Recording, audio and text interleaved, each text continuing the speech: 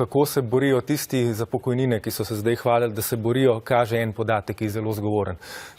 Mi imamo rekorden proračun, hkrati pa, če gledate v deležu BDP-ja, ki ga namenjamo za pokojnine, najnižji delež do zdaj, 9,8%.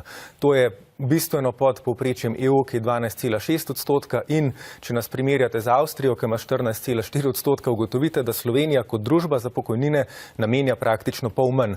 In tega ne bo rešilo več zaposlenih, kot pravi gospod Tonin, ker mi imamo rekordno nizko brezposelnost, pa so še zmer pokojnine tako slabe, kot so, niti to dodatno delo upokojencev, ki ste ga omogočili, ker to bo omogočilo pač delo profesorjev, ljudi v intelektualnih poklicih, uradnikov, ne pa fizičnih delavcev, ki so pač zgarani ali pa ne dobijo zaposlitve že od 55. leta naprej.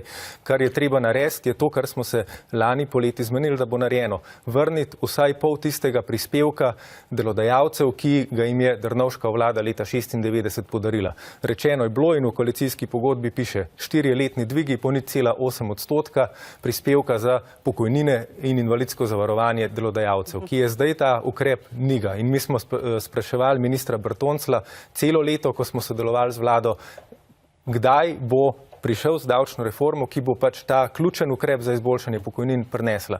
Pa ni tega naredil. Kaj je naredil? Znižal je dohodnino za najbolje plačane in vrgel še 130 milijonov.